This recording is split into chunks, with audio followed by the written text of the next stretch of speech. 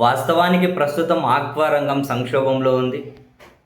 మొన్నటికి మొన్న ఆక్వా రైతులు ప్రభుత్వానికి పలు దఫాలుగా విన్నవించుకున్న తర్వాత, వాళ్ళ సమస్యలు ఏకరువు పెట్టిన తర్వాత ప్రభుత్వం వైపు నుంచి స్పందన రాకపోయేసరికి వైసీపీ అధినేత మాజీ ముఖ్యమంత్రి వైఎస్ జగన్మోహన్ రెడ్డి గారిని కలిశారు. వాళ్ళ జగన్ గారిని కలిసి మొత్తం అక్కడ ఒక చర్చించిన తర్వాత జగన్ గారి నుండి ఒక స్టేట్మెంట్ వచ్చింది.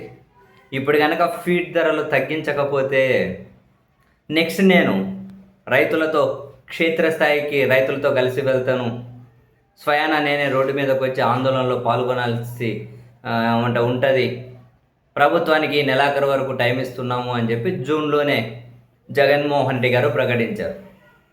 ఎప్పుడైతే జగన్మోహన్ రెడ్డి గారి దగ్గర నుంచి ప్రకటన వచ్చిందో తర్వాత ప్రభుత్వం వైపు నుంచి ఆ ఫీడ్ వ్యాపారాలతో మాట్లాడి కిలోకి 4 రూపాయలు తగ్గించే విధంగా ప్రకటన వచ్చింది. కానీ బట్ ఫైనల్గా 2 రూపాయలు అయితే తగ్గించారు.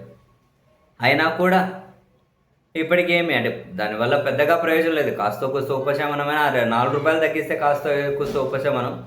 ఆ కాస్త కూస్తలు ఇప్పుడు సగానికి తగ్గిపోయింది కదా. అదొకటే కాదు సమస్య, ఎగుమతి సమస్యలు ఉన్నాయి. కరెంటు సబ్సిడీ లేదు అని వాళ్ళ ప్రధానమైన కంప్లైంట్, ఫీడ్ ధరలు పెంచారు అని వాళ్ళ ప్రధానమైన కంప్లైంట్స్ ఏంటి అంటే ఈ 2 ఏళ్లలో ఫీడ్ ధరలు 2 సార్లు పెంచారని, కరెంటు సబ్సిడీ తీసేశారని, సిండికేట్గా ఉన్న ఫీడ్ వ్యాపారస్తులకి ప్రభుత్వం మద్దతుగా ఉంది కానీ రైతులకు మద్దతుగా లేదు అని, ఎగుమతి సమస్యల మీద ప్రభుత్వం దృష్టి పెట్టడం లేదు అని, ఇవి ప్రధానంగా వాళ్ళ కంప్లైంట్స్. ఒకనొక స్టేజ్లో వాళ్ళ క్రాప్ హాలిడే ప్రకటించే ఆలోచన కూడా చేస్తూ ఉన్నారు.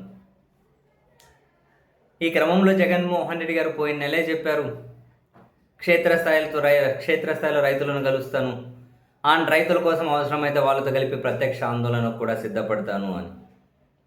సో అందులో భాగంగా ఈ నెల 15వ తేదీన జగన్మోహన్ రెడ్డి గారు భీమవరం వెళ్తూ ఉన్నారు.